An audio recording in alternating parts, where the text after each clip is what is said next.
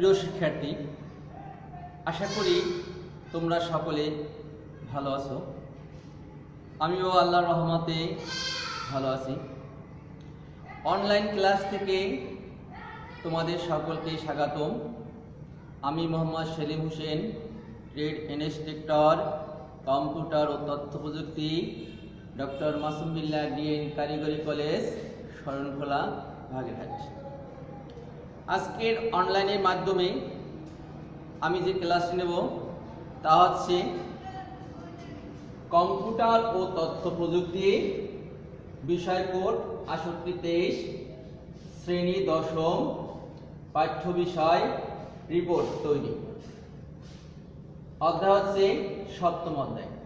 আজকে 7ম অধ্যায় থেকে তোমাদের রিপোর্টের উপরে আমি ক্লাস নেব। আজকে এই অধ্যায়ে যে প্রশ্নগুলো থাকছে তা হচ্ছে রিপোর্ট কি, রিপোর্টের প্রকারভেদ, রিপোর্টের প্রয়োজনীয়তা, তারপর প্রশ্ন আছে রিপোর্টের বিভিন্ন সেকশন, রিপোর্টকে বিভিন্ন সেকশনে ভাগ করা হয়েছে তার উপরে আলোচনা। শিক্ষার্থী, এবারে আমরা আমার প্রথম প্রশ্ন হচ্ছে রিপোর্ট কি। রিপোর্ট কোন ডাটাবেস এর উপাত্ত সমূহ, আউটপুট হচ্ছে রিপোর্ট। কোন ডাটাবেজের উপাত্ত সমূহের আউটপুট হচ্ছে রিপোর্ট। কোন টেবিল, কোয়েরি এর উপর ভিত্তি করে রিপোর্ট তৈরি করা হয়। প্রিয় শিক্ষার্থী, তাহলে রিপোর্ট কি বুঝতে পারছো? আমি আবার বলি, কোন ডাটাবেজের উপাত্ত সমূহের আউটপুট হচ্ছে রিপোর্ট। কোন টেবিল, কোয়েরির উপাত্ত, কোয়েরির ভিত্তি করে রিপোর্ট তৈরি করা হয়। দ্বিতীয় প্রশ্ন আছে রিপোর্টের প্রকারভেদ। রিপোর্টকে কয় ভাগে ভাগ করা হয়েছে? রিপোর্টকে কয়েক ভাগে ভাগ করা যেতে পারে। তার মধ্যে হচ্ছে দেখো, detail report, summary report, post tabulation report, reports with graphics and chart, reports with forms, reports with label. তাহলে আমরা রিপোর্টের প্রকারভেদ পাইলাম। আবার শুনো,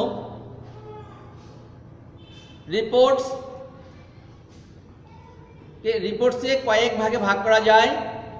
এক নম্বর হচ্ছে details report, summary report, post tabulation report, reports with graphics, reports with forms, reports with label.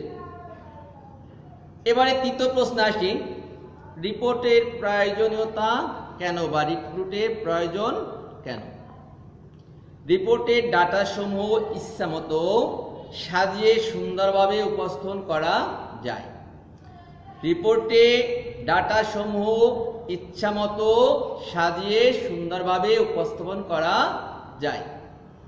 ব্যবহারকারী রিপোর্টে তার প্রয়োজন অনুযায়ী ডাটা উপস্থাপন করতে পারে।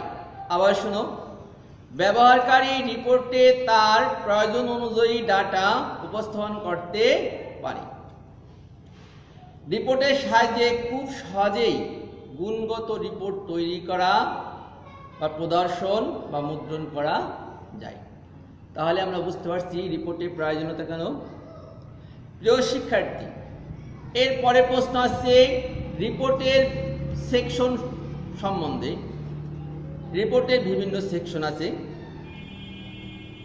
এর ভিতর থেকে একটি পূর্ণাঙ্গ রিপোর্টের 6টি সেকশন থাকে। আবার শুনো, একটি পূর্ণাঙ্গ রিপোর্টের 6টি সেকশন থাকে।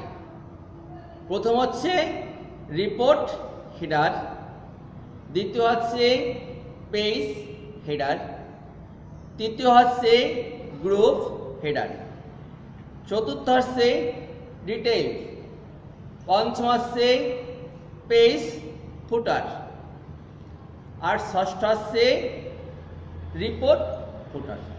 প্রিয় শিক্ষার্থী, আশা করি তোমরা রিপোর্টের বিভিন্ন সেকশন সম্বন্ধে জানতে পারছো। আগামী ক্লাসগুলো দেখার জন্য তোমাদের আমন্ত্রণ রইল। শরণখোলা অনলাইন স্কুলের মাধ্যমেই আশা করি তোমরা এই ক্লাসগুলো দেখবে। প্রথমে তোমরা ইউটিউবে ঢুকবে, সেখান থেকেই শরণখোলা অনলাইন স্কুলে ঢুকলেই আমাদের এই ক্লাসগুলো পাবে। পরবর্তী ক্লাসগুলো দেখার জন্য আমন্ত্রণ রইল। তোমরা সকলেই ভালো থাকো, নিয়মিত মাস্ক ব্যবহার করো এবং গণসংযোগ এড়িয়ে চলো।